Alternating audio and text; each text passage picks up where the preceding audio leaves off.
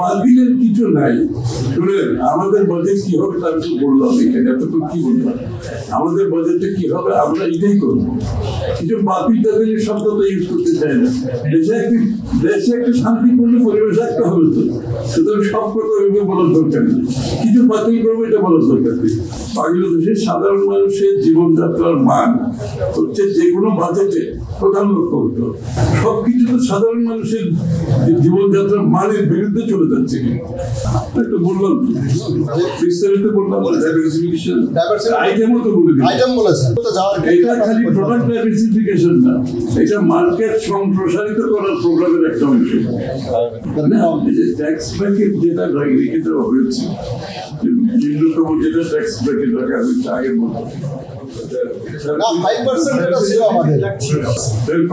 আমি তো ওটাই বলছি এখানে আমরা, যে একদিকে মূল্যস্ফীতি, আরেকদিকে আপনার যে জনগণের যে বেতন পায়, যে আয়, তার সাথে আপনার ইনফ্লেশন হায়ার, তাদের ক্রয় ক্ষমতা কমে গেছে, এবং তার উপর যদি আপনি ট্যাক্সের বোঝা বাড়িয়ে দেন, তাহলে জনগণের যে দৈনন্দিন জীবনে ইতিমধ্যে 27 লক্ষ মানুষ কত দরিদ্রের পর্যায়ে চলে গেছে অলরেডি, এবং এইটা তো এই ধারা চলতে থাকলে আরো মানুষ দরিদ্র সীমার নিচে চলে যাবে।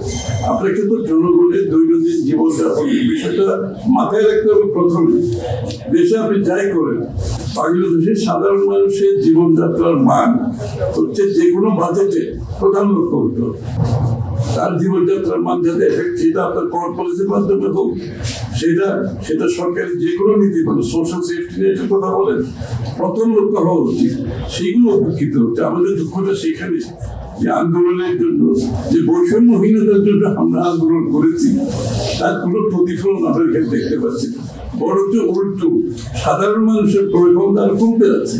আপনি যদি কর বেশি, তারপরে আপনার ভ্যাট বেশি, বিএটি বেশি, তারপরে তাদের ইনফ্লেশন বেশি, দ্রব্যগুলোর দাম বেশি, সবকিছু তো সাধারণ মানুষের জীবনযাত্রার মানের বিরুদ্ধে চলে যাচ্ছে। এই জায়গাটাই এই জন্য আমরা বলেছি যে আমাদের সোশ্যাল সেফটি নেটের বিষয়টা আমরা বিশেষ এখানে মনোযোগী হয়েছি, যে এইখানে কোনো কম্প্রোমাইজ করা যাবে না। আপনি দেশ যত উন্নত হোক, সেই উন্নতির ফসল যদি সাধারণ মানুষ না যায়, সেই উন্নতি কিন্তু কারো কারো হওয়া উচিত। এখন নিজেরা বাড়াই নেই, আগামী 2 বছরের জন্য বাড়াই দিয়ে গেছে। সুতরাং আগামী 2 বছর সরকার আসবে, তাদেরকে এটা ক্যারি করতে হবে। যদি বা আমরা আমাদের মতো করে বাজেট হবে সেটা অন্য বিষয়, আমরা সব বিষয় বুঝে গেছি, আমরা হিসাব কিতাব করে একেবারেই সম্ভব। আপনি যে সমস্ত সংস্কার করা আমরা যে বিষয়গুলো পরিবর্তনের কথা বলেছি, আপনি সবগুলোকে বাস্তবায়ন করতে হবে। এখানে তো এই ধারায় চলবে না। আপনি এখন যেভাবে দেশ করতে, এই ধারায় কিন্তু সম্ভব হবে না। এই জন্য তো এই যে বিষয় আমরা যে ব্যাখ্যাগুলো দিলাম বিভিন্ন সেক্টর ওয়াইজ, এবং যে আমাদের যে প্রাইভেটাইজেশন, লিবারালাইজেশন, তারপর ডিরেগুলেশন, তারপর ডাইভার্সিফিকেশন অফ প্রোডাক্ট। ধরেন আমি আপনাকে একটা এক্সাম্পল দিই। এখন গার্মেন্ট শিল্পে যে সুযোগটা আছে, ব্যাক টু ব্যাক এলসি এবং বন্ডেড ওয়্যারহাউস, তাই না? Bonded warehouse, back to back LC, এইটা কিন্তু গার্মেন্ট শিল্পকে এই জায়গায় নিয়ে গেছে।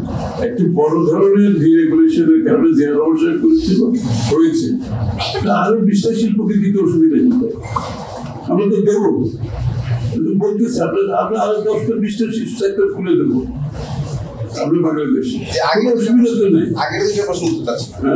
আগের দুইটা যে এই বাজেটকে আমরা এক কথায় বলার কোনো প্রয়োজন নেই, এক কথায় বলতে হবে। বাতিলের কিছু নাই।